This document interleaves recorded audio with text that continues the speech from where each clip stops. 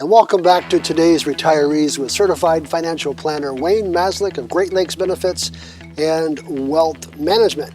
We are talking about that wonderful subject of life insurance.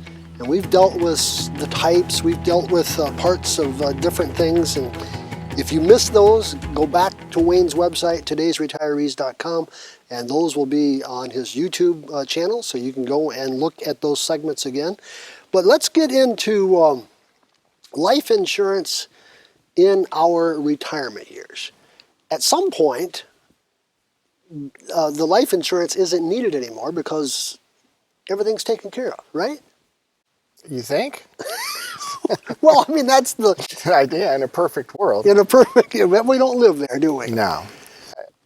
Believe it or not, having permanent insurance through your retirement years can actually be more important than having it if you're a young family. Oh, really? Yeah, I mean, if you're a young family, a young person, literally, if you play the odds, you're going to be alive, right? That's why term insurance for young people is so cheap. Okay. You're going to be, chances are you won't need the insurance. And just in case, you should have it. Just in case your house burns down, you should have your house insurance, even though the odds are so small. But if you're in your retirement years, 60s for instance, and let's say you're not in a position you thought you would be at this time. You haven't saved enough, or you have a little more debt than you thought. You should have insurance for your spouse. You want to stick them with this mess? Sure. Right? You want to stick them with a mortgage? You want to stick them with, 50 grand saved for your retirement? No, you pass away, here comes a couple $100,000 for your surviving spouse. It could really benefit them, depending on your financial situation. Sure. When I work with folks now, later in life, retirement years, I do insurance a little different. We buy a lot of insurance with big amounts. Oh, really? For people in their 60s and 70s. New policies, expensive policies, I was going to say, those got to be pricey. They're big money. We use them as a wealth replacement tool. Okay, this is if for three different scenarios. One, they spend time in a nursing home or home care. Okay. So they've eaten up a lot of assets being taken care of at home or an assisted living facility or in a nursing home. They pass away.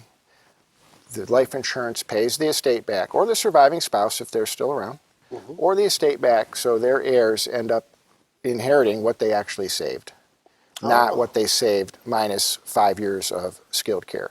Wow. So we use it for wealth replacement for an alternate long-term care plan. I use it to cover the tax on qualified money. A lot of folks just pile money in their retirement plan all their life, 401ks, IRAs, or they got big pension rollovers. So they got a lot of money when there's never been tax paid on. Okay. Right? So they pass away, their kids are going to have to owe tax on this money. Life insurance can help offset that or take care of it. Wow. Because the life insurance is tax-free, correct? Tax-free. Tax-free. Big money, that's tax-free. The third reason we do life insurance is whatever we've saved for retirement, we can use and enjoy on a lifestyle that we want. Not having in the back of our mind, geez, we're going on this trip, we're going on 3-4 trips this year, our kids are struggling over here, our adult kid is, laid off again or something, and here we're going on this trip eating up our kids' inheritance. So the life insurance allows us to enjoy our assets a little more freely, knowing that this life insurance will pay out when we're gone and replenish our estate for our loved ones. Wow. And fourth, combination of all three. You have a nice life insurance policy waiting there, $500,000, $1 million. You know you're covered if you go into a facility, long-term care. You know your taxes are covered, on your IRAs. You know you could use as much of your savings as you want because this $500,000 or $1 million or $2 million is coming back to the family. Wow. It's a nice thing, believe me. But you got to be in a position to afford it. Right, because when you get into your 60s or older, those policies, I imagine, are very expensive. Yeah. You see my last point on that second? Yeah. Are you over 70 and a half? Yeah. So, why would I ask you that, right? If we're talking life insurance, right. We had a show before about minimum distributions in 70 and a half. Well, when you turn 70 and a half, you have minimum distributions. The government is making you take this money out of your retirement plan. I think I see where you're going. Yeah, what are you going to do with the money? You've been living normally up until you're 70 and a half. Most people don't need that minimum distribution. So when you get your minimum distribution, you have $500,000 in IRAs, right? Your minimum distribution is 15, 20,000. So you're either going to spend the 15 or 20, you're going to reinvest it, put it back in the markets or your investments, or you leverage it with life insurance. So you use part of that minimum distribution to fund your life insurance in later years. Wow. Yeah, it's a good thing. And then at your demise, your heirs may have a pretty good chunk in addition to the what Will, yeah, because it's guaranteed, right? Will have a good chunk. That's the key. That's, unfortunately, you're not going to enjoy it other than peace of mind knowing you took care of your loved ones. Right. Someone gets a check. But you could, and here's my brain, you could leave, we talked about charity giving or charitable giving a few programs ago.